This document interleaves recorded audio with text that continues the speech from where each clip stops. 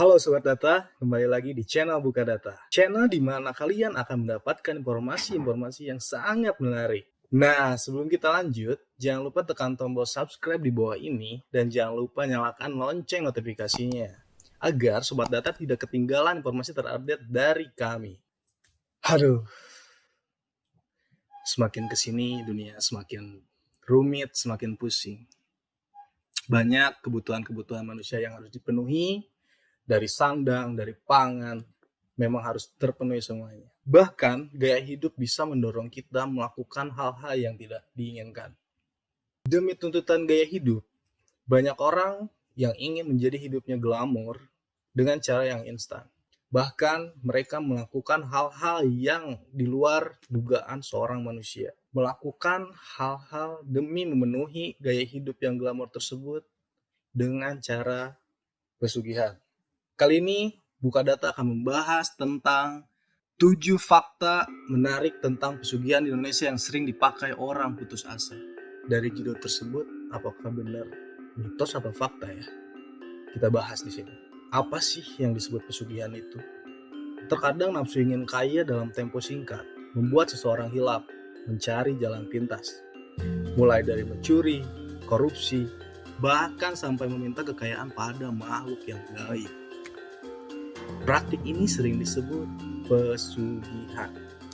Dan tentu saja, hal ini tidak boleh dilakukan. Di Indonesia, ternyata ada berbagai macam pesugihan. Apa saja? Yuk kita simak ulasannya mengenai 7 fakta menarik tentang pesugihan di Indonesia yang paling populer dan sering digunakan. Yuk, kita ke nomor yang pertama. Ada pesugihan Gunung Kemukus. Sudah menjadi rahasia umum ritual yang terjadi di Gunung Kemukus, yang tempatnya ada di Sragen, Jawa Tengah. Apalagi kawasan ini menjadi ramai oleh wisatawan yang hendak berziarah di malam Jumat Pon. Wisatawan tersebut berdatangan karena memiliki beberapa tujuan. Ada yang ingin mencari jodoh, pesugihan, ingin kaya, dan ingin memajukan usahanya, dan masih banyak pesugihan-pesugihan yang lain. Dan yang paling mengerikan, ingin membunuh seseorang dengan cara santet. Yang kedua ada pesugihan Nyi Blorong. Bayangin loh, Nyi Blorong. Nyi Blorong merupakan sosok legenda Indonesia yang berwujud wanita cantik. Wow. Tubuhnya manusia dari pinggang ke atas dan berwujud ular dari pinggang ke bawah. Ia merupakan panglima terkuat yang dimiliki oleh Kanjeng Ratu Kidul dan sering dianggap sama dengan Nyi Roro Kidul. Menurut kepercayaan masyarakat, Nyi Blorong adalah penguasa keraton Pantai Selatan yang memiliki kesaktian yang luar biasa.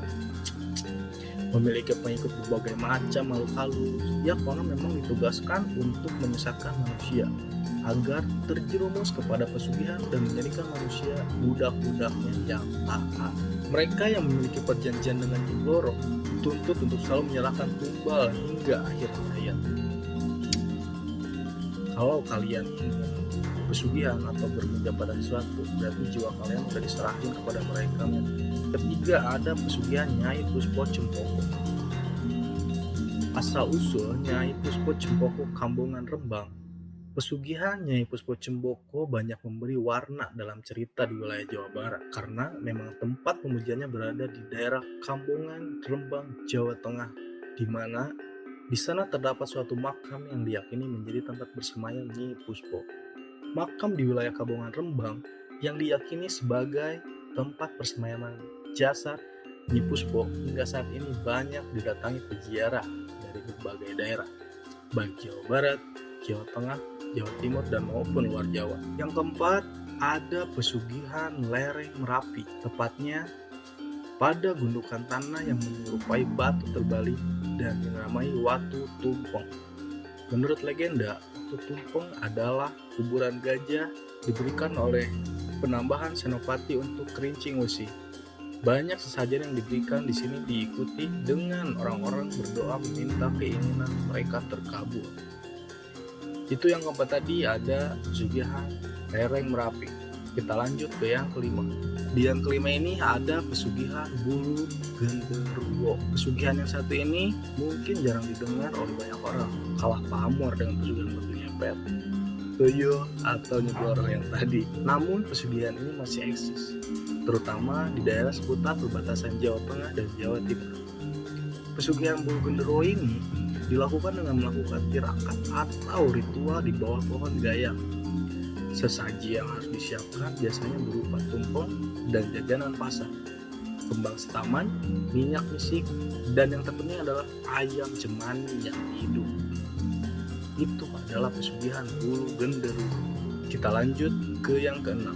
Di posisi keenam ini ada pesugihan Gunung Talamau. Gunung Talamau merupakan gunung tertinggi di Sumatera Barat. Gunung ini kerap disebut sebagai tempat pesugihan dan meminta nomor togel. Banyak yang datang untuk meminta rezekinya dimudahkan, auranya keluar, dan lain sebagainya. Warga setempat juga menyebutkan kalau cerita itu benar dan juga sering melihat harimau campo yang diyakini sebagai penunggu Gunung Talamau. Gunung Talamau adalah puncak tertinggi di Sumatera Barat dan memiliki banyak telaga. Konon gunung ini dijaga oleh harimau campo. Orang yang mencari pesugihan umumnya ingin menang togel, mendapat pangkat, dan sebagainya. Itu tadi yang keenam. Kita lanjut ke posisi yang ketujuh. Yang ketujuh ada pesugihan minyak kuyang atau kawiyang. Minyak kuyang dikenal menjadi pesugihan yang menghitam di wilayah Kalimantan. Konon minyak tersebut sampai sekarang masih diincar oleh sebagian orang mempunyai khasiatnya. Selain sebagai pesugihan, minyak kuyang ini juga dapat membuat pemiliknya awet muda. Di tanah Borneo, minyak kuyang juga dikenal dengan sebutan minyak kawiyang atau sembuling. Mitos yang beredar minyak ini sulit ditemukan dan hanya terdapat di kalangan tertentu saja, karena termasuk jenis ilmu hitam. Minyak tersebut terdiri dari 5 varian warna yang berbeda manfaat. Khasiat minyak kuyang tersendiri yang diyakini, minyak kuyang berwarna hitam mitosnya untuk yang tebal, tahan terhadap tebasan benda tajam, peluru, bahkan miliknya dapat menghilang dengan cepat tanpa jejak. Kedua, minyak kuyang berwarna putih dipercaya sebagai pelarisan atau sarana untuk mendatangkan uang secara guna.